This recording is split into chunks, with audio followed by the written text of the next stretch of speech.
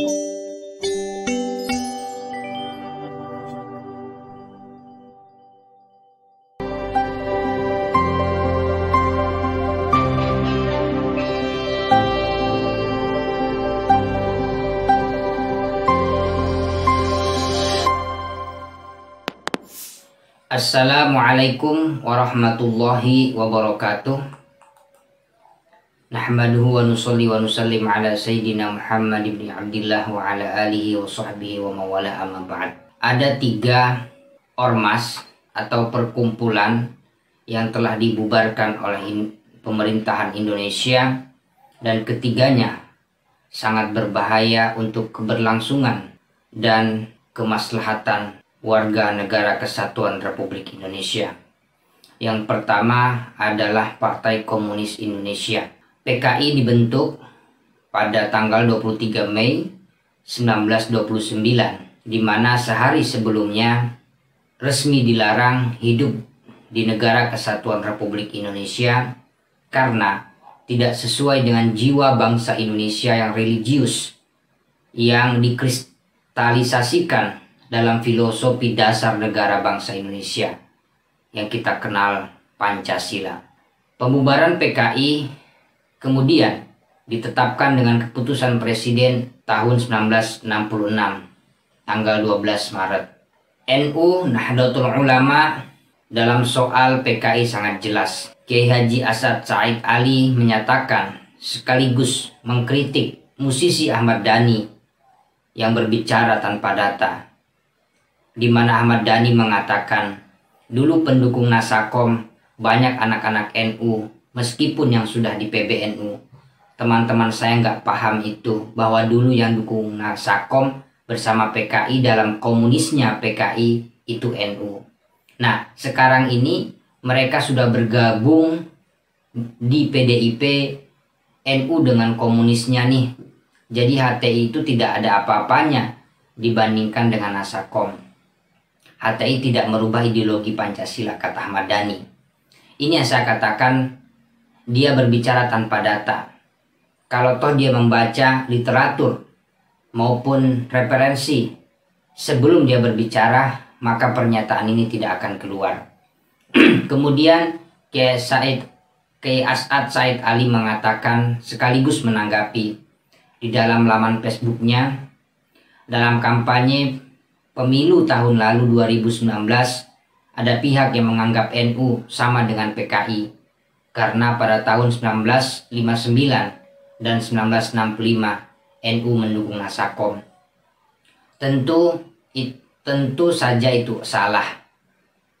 Kala itu memang yang tinggal partai besar yang ada adalah PNI dengan 57 kursi, kemudian NU 45 kursi, dan PKI 39 kursi. Selebihnya itu adalah partai-partai kecil. Kala itu terjadi perdebatan internal di kalangan Nahdlatul Ulama, menerima atau menolak. Kalau menolak, misalnya konsekuensinya Islam tidak terwakili dalam penyelenggaraan politik kebangsaan dan negara, akan didominasi oleh kaum nasionalis dan komunis. Kemudian NU menggunakan kaidah fikih mencegah kemudorotan lebih diutamakan daripada menarik manfaat. Kemudian NU menerima Nasakom sebagai taktik semata. Jadi NU menggunakan strategi untuk membawa misi Islam rahmatan lil alamin di dalam konteks perpolitikan kala itu. Tetapi sejatinya NU tetap menentang PKI sehingga menolak partai itu masuk kabinet. Seperti halnya NU, TNI Angkatan Darat juga patuh kepada keputusan Presiden sebagai panglima tertinggi. Jadi jelas PKI tidak bersenyawa dengan NU, dan NU sama sekali tidak mendukung keberadaan dan eksistensi PKI sampai kapanpun. Begitu pula dengan Hizbut Tahrir Indonesia. HTI masuk ke Indonesia pada tahun 1983-an, kurang lebih, dibawa oleh Abdurrahman Al-Baghdadi, seorang mubalik sekaligus aktivis Hizbut Tahrir yang berbasis di Australia. Ia memulainya dengan mengajarkan pemahaman-pemahaman ke beberapa kampus di Indonesia hingga kemudian menjadi sebuah gerakan. Eksistensi dan kehadiran Hizbut Tahrir Indonesia tidak bisa dilepaskan dari perpolitikan sosiopolitik yang terjadi atau ada di Palestina yang didirikan oleh Taqiyuddin An-Nabhani pada tahun 1953. Kehadiran Hizbut Tahrir, Partai Pembebasan ini sebagai gerakan politik yang mengusung panji penegakan sistem khilafah al-Islamiyah. Kemudian belakangan keberadaan Hizbut Tahrir pun dianggap menjadi ancaman karena akan mengubah sistem negara dan dasar negara, yakni Pancasila. Salah satu ormas yang menyuarakan pembuaran tersebut adalah Banom dari Nahdlatul Ulama, ormas kepemudaan di bawah naungan Nahdlatul Ulama GP Ansor. HTI dibubarkan sesuai dengan Perpu nomor 2 tahun 2017 tentang organisasi kemasyarakatan. Bahkan Pengadilan Tata Usaha Negara Jakarta menolak gugatan Hizbut Tahrir Indonesia terhadap surat keputusan Menkumham soal SK pembubaran. Hakim menolak gugatan karena perjuangan Hizbut Tahrir bertentangan dengan dasar negara Pancasila. Oleh sebab itu, Ketua Majelis Hakim Tri Cahya Indra Permana di dalam sidang utama Petun Jakarta mengatakan, maka dengan itu tindakan penggugat sudah bertentangan dengan undang-undang yang berlaku terhadap pasal 59 ayat 4 huruf C Perpu Ormas. Memang terkait dengan Hizbut Tahrir Indonesia, kita bisa menjadikan pendapat atau fatwa dari Imam Besar Al-Azhar Mesir, Syekh Ahmad Thayyib. Ia mengatakan mendirikan khilafah termasuk upaya membuang-buang waktu semata. Karena konteks umat Islam saat ini sudah berbeda 100% dengan konteks umat Islam saat itu. Bukan hanya itu, Imam Besar Al-Azhar Mesir pun mengatakan sistem khilafah berpotensi menimbulkan konflik dan perseteruan di tengah umat Islam, yang mana intinya sistem khilafah yang digaungkan oleh kelompok transnasional khususnya yang ada di Indonesia. Kita bisa mengambil sebuah kesimpulan, itu hanyalah sebuah ijtihad politik yang bisa ditegakkan dan bisa juga tidak ditegakkan. Namun jika kita melihat konteks perpolitikan yang ada di Indonesia, sistem khilafah sama sekali sudah tidak mungkin ditegakkan karena dunia Islam sudah memilih bentuk nation state, negara bangsa dengan sistem yang secara umum mengadopsi demokrasi. Al-ijtihad la yunqadu bil ijtihad. Konsensus bersama yang kemudian melahirkan Pancasila tidak bisa dibatalkan oleh satu ajuan, yakni sistem khilafah yang ditawarkan oleh kelompok Hizbut Tahrir Indonesia. Baik PKI maupun HTI sama-sama virus yang berbahaya di negara kesatuan Republik Indonesia. Pada tahun 2020, pemerintah telah membubarkan salah satu ormas juga, yaitu Front Pembela Islam. FPI dideklarasikan secara terbuka kala itu di Pondok Pesantren Al-Um, Tangerang pada tanggal 17 Agustus 1998. FPI kiranya telah berkibar dan berkiprah di Indonesia selama kurang lebih 20-an tahun lamanya. Kalau kita membaca di dalam dokumen risalah historis dan garis perjuangan Front Pembela Islam, telah disebutkan tujuan awal pembentukan FPI adalah sebagai berikut.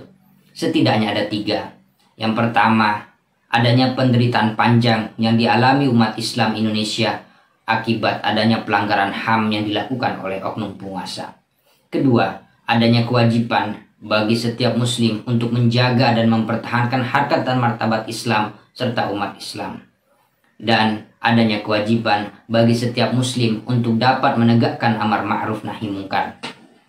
Sejatinya, dari ketiga aspek ini, tanpa wadah yang namanya Front Pembela Islam pun umat Islam atau warga negara Indonesia bisa melaksanakan dengan baik dan sempurna. Pemerintah secara resmi menyatakan organisasi Massa Front Pembela Islam adalah organisasi terlarang, di mana FPI sejak 20 Juni 2019 secara de jure telah bubar sebagai organisasi masyarakat. Hal ini karena surat keterangan terdaftar SKT ormas tersebut sudah habis dan tidak bisa diperpanjang. Pada hari ini, 30 Desember 2020, menjelang tahun 2021, pemerintah melarang aktivitas FPI dan akan menghentikan segala kegiatan yang dilakukan oleh FPI karena FPI tidak lagi mempunyai legal standing baik secara ormas maupun sebagai organisasi biasa. Begitu ungkap Menko Polhukam Profesor Dr. Mahfud MD dalam konferensi persnya di kantor Kemenko Polhukam Jakarta pada hari Rabu. Ketiga, perkumpulan maupun ormas baik PKI, HTI, dan FPI. Jika kita berbicara dari lubuk hati kita yang paling dalam, sesungguhnya ketiganya menjadi ancaman kita bersama. Ketiga organisasi ini memiliki jejak digital yang cukup berbahaya.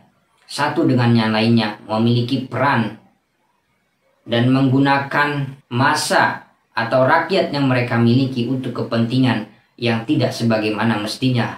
Misalnya, Front Pembela Islam, jejak digitalnya telah jelas, telah melakukan berbagai macam pelanggaran, mengambil kewenangan yang semestinya dilakukan oleh pihak keamanan, tetapi mereka lakukan.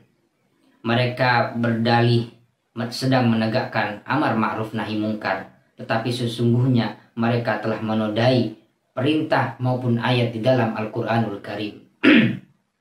Tegas dan jelas, Islam sesungguhnya mengusung konsep amar ma'ruf nahi mungkar, tetapi amar ma'ruf dengan cara yang baik dan nahi mungkar dengan cara-cara yang baik. Selama ini, Front Pembela Islam telah mengaktualisasikan dan mengimplementasikan konsep amar ma'ruf nahi mungkar tidak selaras dengan ruh maupun substansi ajaran Islam sebagaimana yang dipahami oleh mayoritas umat Islam khususnya di Indonesia. Mereka melakukan persekusi di mana-mana. Mereka selalu berdalih bahwa itu dilakukan oleh oknum-oknum mereka. Oleh sebab itu, di luar negeri, Front Pembela Islam pun dikategorikan dan dimasukkan ke dalam kelompok teroris lokal. Oleh sebab itu, saya mengajak kepada seluruh masyarakat Indonesia, mari kita bijak di dalam beragama dan bernegara. Jauhilah ormas-ormas atau perkumpulan yang tidak membawa kemaslahatan tidak saja di dalam beragama, tetapi juga di dalam bernegara. Indonesia, sajadah kita bersama, harus kita pelihara dengan sebaik-baiknya. Jangan kita gunakan dan kita robek untuk kepentingan sesaat, lebih-lebih kepentingan kelompok kita semata.